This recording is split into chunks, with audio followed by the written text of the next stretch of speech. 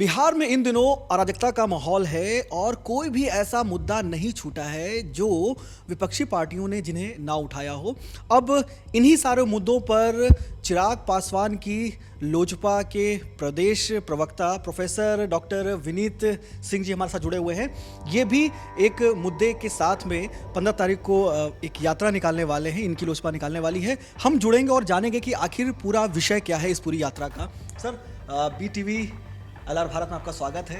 शुक्रिया। लोजपा किस तरह से अब बिहार में जो अराजकता का माहौल है इसमें किस तरह से अब स्टैंड लेकर सामने आ रही है? सुजीत भाई, पहले तो मैं ये बता दूं आपको कि मुद्दा एक ही नहीं है, मुद्दा कई हैं। हाँ, प्रमुख मुद्दा 2 या 3 होंगे, जिसमें कि एक है बेरोजगारी का। आप देख रहे हैं कि जिस तरह से बिहार में हर जगह आंदोलन हो रहा है, क्या स्टेट के अभ्यर्थी हों, क्या वार्ड सचिव हों, क्या RRB NTPC के छात्र हों, या अभी आपने सुना हो कि दरोगा अभ्यर्थियों ने भी ये निर्णय लिया है कि वो CM हाउस का घेराव करेंगे। तो पूरा बिहार जो है वो आंदोलन का अखाड़ा बना हुआ है। तो एक बेरोजगारी के साथ हम लोग महिला सुरक्षा की बात कर रहे हैं। महिला सुरक्षा, जिस प्रदेश में अवधारणा ये है कि यत्र नार्यस्य पूजन्ते रमन्ते तत्र देवता की बात करते हैं। कल हमारी स्वर कोकिला लता मंगेशकर जी का निधन हो गया, तो आपने देखा कि हमारे आदरणीय प्रधानमंत्री बॉम्बे जाके उन्होंने श्रद्धांजलि दी। तो जिस देश में महिलाओं की इतनी इज्जत है, आज इस बिहार में क्या हुआ? मुजफ्फरपुर शेल्टर होम कांड के बाद जो ये घटना घटी है गाय घाट में, ये बिल्कुल शर्मसार करने वाली है और बिल्कुल हिंसक है। जो लड़की पहले से ही दुखदाई है, जो एक अबला है, उनके साथ आप ये मानसिक प्रताड़ना दे रहे हैं, शारीरिक प्रताड़ना दे रहे हैं।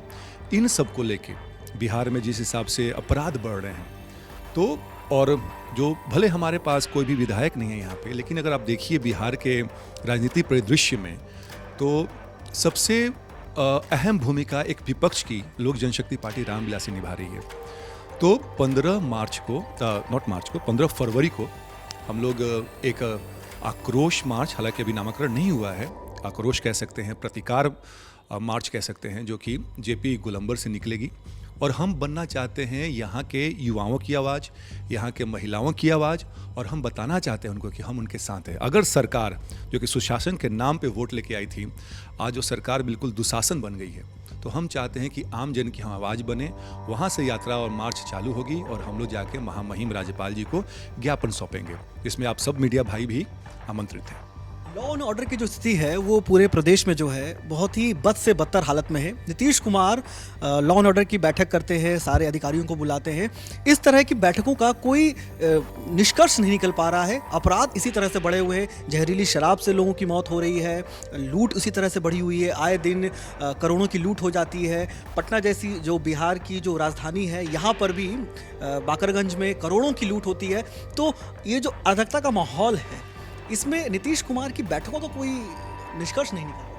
नहीं, अगर आप बैठक कर रहे हैं किसी निर्णय पे पहुंचने के लिए, तो समझ में आता है। अगर बैठक कोई इम्प्रेशन मैनेजमेंट करने के लिए बन रहा है कि ताकि हम लोगों को दिखा सके कि हम कुछ कर रहे हैं, मीडिया के माध्यम से लोग पहुंचे, लोग जाने कि बहुत हाँ सरकार कुछ कर रही है, लेकिन उस मीटिंग का कोई निष्कर्ष नहीं निकलता है। अगर निष्कर्ष निकलता, आप यूपी की बात कर लीजिए।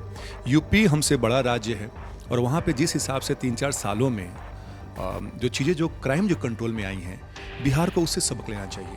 आपने बिल्कुल सही कहा कि आप दूसरे जिलों की क्या बात करते हैं। अब पटना राजधानी में आए दिन लूटकांड होती है, चाहे राजीव नगर में ज्वेलरी शॉप को लूट लिया गया हो, चाहे अटल पथ पे किसी को लूट लिया गया हो। तो यहाँ की पुलिस जो है, जो जहरीली शराब में बिल्कुल सम्मिलित पाई जाती है, वो सारा काम यही करते हैं कि बॉस किसको पकड़ना है, किससे पैसे की उगाही करना है। तो जब आपका जो फितरत जब ये है, तो आप कैसे अपराधियों को पकड़िएगा? एक सवाल ये भी है कि बॉस, अपराधी अगर इतना हो रहा है तो आप इनकाउंटर क्यों नहीं करते हैं? देखिए, कानून का डर होता है, जिससे कारण बहुत से लोग अपराध करने से कतराते हैं। वो डर बिहार में नहीं है, और ये मुख्यमंत्री जी को सोचना चाहिए। उनका 16वां साल है कि क्या ये उचित है? क्या बिहार की जनता ने आपको वोट, हालांकि आपकी 3 नंबर की पार्टी है, लेकिन फिर भी आपने जोड़ तोड़ से जो भी आपने गठबंधन करके सरकार बनाया है, लेकिन कुछ तो उत्तरदायित्व तो है आपका, और ये हमारे मुख्यमंत्री जी निभाने में बिल्कुल असफल है। आप जो यात्रा निकालने वाले हैं 15 फरवरी को, इससे क्या फ़ायदा होने वाला है? सुजीत जी, अभी जिसमें बताया हमने कि हम जनता के प्रति ये बताना चाहते हैं कि आप अपने आप को अकेला ना समझें। हम आपकी आवाज़ हैं, भले विपक्ष कुछ ना करे, सरकार कुछ ना करे, लेकिन लोक जनशक्ति पार्टी रामविलास एक जिम्मेदार पार्टी होने के नाते जो कि गरीब गुरबों की बात करती है, उन लोगों की बात करती है जो कि हाशिए पे है, तो हम उनकी आवाज़ हैं। प्लस इसके अलावा हम एक मैसेज देना चाहते हैं सरकार को कि अभी भी समय है, आप जाग जाइए। अगर आप नहीं जाग सकते हैं तो कृपया करके अपना सत्ता जो है सौंप के चले जाइए।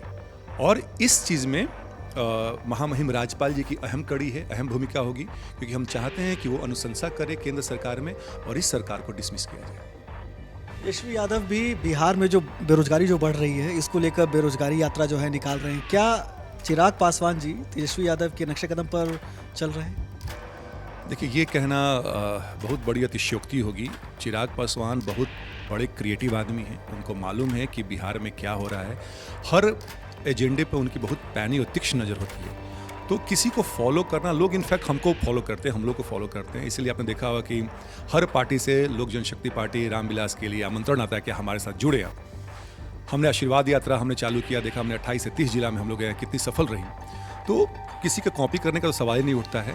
हाँ, जो मुद्दा जो है, जो विपक्ष को बहुत पहले उठाना चाहिए था और हर दिन उठाना चाहिए था, विपक्ष वो मुद्दा उठाने में विफल रहा है, जिसको कि लेके हम चलेंगे। और हम चलेंगे तो जनता में जागृति फैलेगी और इसका हमें मालूम है कि इसका अच्छा रिजल्ट आएगा।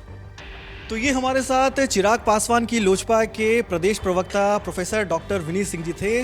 बिहार में इन दिनों जिस तरह से बद से बदतर हालात हो गए हैं, इसको लेकर हर विपक्षी पार्टी अब सामने आ रही है और अब चिराग पासवान की लोजपा भी बेरोजगारी और अराजकता के मुद्दे को उठा रही है प्रमुखता से। 15 फरवरी को चिराग पासवान भी यात्रा के माध्यम से सरकार को जो है वो घेरने का प्रयास करेंगे। देखना होगा कि इनकी जो पार्टी है वो इन मुद्दों को किस तरह से उठाती है और क्या नीतीश सरकार इस तरह के अराजकता के माहौल को ठीक करने में या इसको दुरुस्त करने में सफल हो पाते हैं। देश दुनिया बिहार की हर छोटी बड़ी खबर के लिए आप बने रहें LR भारत BTV न्यूज़ के साथ। आपका बहुत बहुत धन्यवाद।